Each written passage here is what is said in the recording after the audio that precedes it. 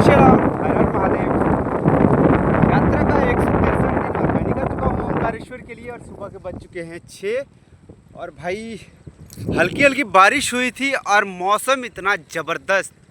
और वो हल्की बारिश में जो मिट्टी भीगती है और उसके बाद उसकी भीनी खुशबू, ओहो मज़ा आ गया। तो निकला था 3:45 बजे और लगभग 8 बजे तक पहुँच जाऊँगा मैं ओमकारेश्वर। तो चलते हैं आगे, आप लोगों को आगे का नज़ारा दिखाऊं। और ओमकारेश्वर एक ऐसा जगह है जहां पर आप अगर किसी तरह से बीमार पड़ते हो तो आप 1 महीने ओमकारेश्वर में बिता लो, वो बीमारी जड़ से ख़त्म हो जाएगी। तो भाई सुबह के बज रहे 7 और मैं रास्ते से जा रहा था तो ये मोर और लगभग 500 मोरों की संख्या यहाँ पर है। और आप लोगों को बता दूं कि ओमकारेश्वर मंदिर मध्य प्रदेश में नर्मदा नदी के बीच स्थित है। एक प्राचीन और पवित्र स्थान है जो 12 ज्योतिर्लिंगों में से एक है। यह मंदिर ओम के आकार के द्वीप पर स्थित है, इसलिए भी इसका नाम ओमकारेश्वर पड़ा है। और आप लोगों को बता दूं कि 5500 वर्षों से मानव जीवन के प्रमाण मौजूद हैं ओमकारेश्वर में। और ये जो सामने आपको नदी दिख रही है ये ओम आकार का बना हुआ है और ओमकारेश्वर नाम भी इसी के कारण पड़ा। और सबसे विशेष चीज़ यहाँ का बता दूं कि राजा मांधाता की तपस्या के कारण, तपस्या से खुश होकर महादेव ने निर्णय लिया कि वो यहीं पर विराजमान रहेंगे। तो आप लोगों को और भी बातें बता दूं कि ओमकारेश्वर मंदिर में स्थापित शिवलिंग को एक ज्योतिर्लिंग माना जाता है और यह माना जाता है कि यह स्वयंभू है, अर्थात यह स्वयं प्रकट हुआ है। और ओमकारेश्वर मंदिर से अपोजिट साइड ममलेश्वर मंदिर भी है जो ओमकारेश्वर ज्योतिर्लिंग के साथ ही पूजित होता है।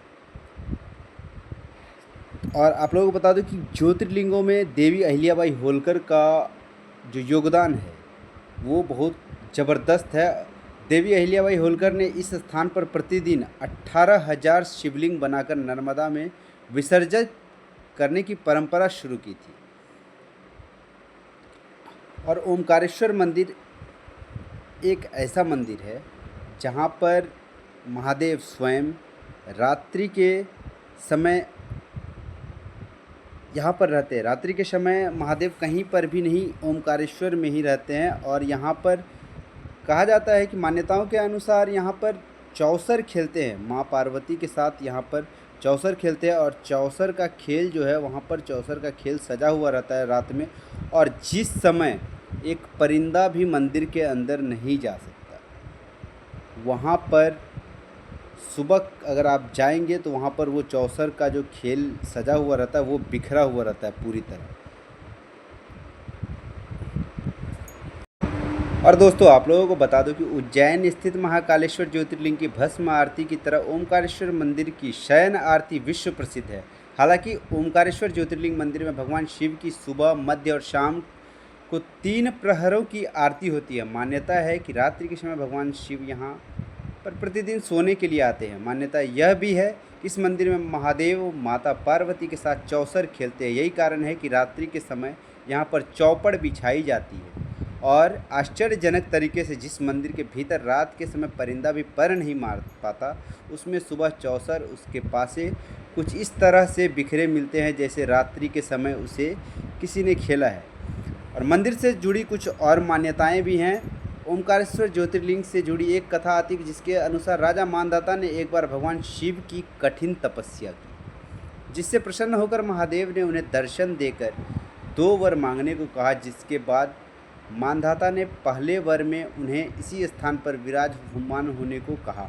उसके बाद कहा कि आपके नाम के साथ मेरा नाम भी जुड़ जाए। मान्यता है कि तभी से भगवान शिव यहाँ पर विराजमान है और लोग इस क्षेत्र को मांधाता के नाम से भी जानते हैं। तो मंदिर में भीड़ इतनी ज़बरदस्त रहती है दोस्तों। और आप लोग अगर यहाँ आना चाहो तो इंदौर शहर से 78 किलोमीटर की दूरी पर है हमारे महादेव का ये ज्योतिर्लिंग। 12 ज्योतिर्लिंगों में से एक जो चौथे नंबर पे आती है यह ज्योतिर्लिंग। महाकालेश्वर के बाद ओमकारेश्वर का ही नंबर आता है। और ओमकारेश्वर एक ऐसा पवित्र स्थल है जहाँ पर आने के बाद आपको एक शांति की अनुभूति होगी। और यहाँ पर किसी भी तरह अगर आप बीमार हैं या कुछ भी हैं तो यहाँ पर अगर 10-15 दिन अगर रुक जाते हैं तो आपकी वो बीमारी जड़ से ख़त्म हो जाएगी। तो दोस्तों एक बार ज़रूर अगर जीवन में कभी मौका मिले तो ओमकारेश्वर आकर कम से कम आप 10 दिनों का समय ज़रूर बिताएं। और गारंटी के साथ यहाँ पर आने के बाद अगर आपका सेहत खराब है तो बस इस शिवलिंग के दर्शन मात्र से आपकी तबीयत 110% सही हो जाएगी। बाद फाइनली अपने रूम में आ चुका हूँ और कल यहाँ से निकलूँगा मथुरा वृंदावन के लिए। तब तक के लिए सभी को जय श्री राम, हर हर महादेव। मिलते हैं अगले ब्लॉग में।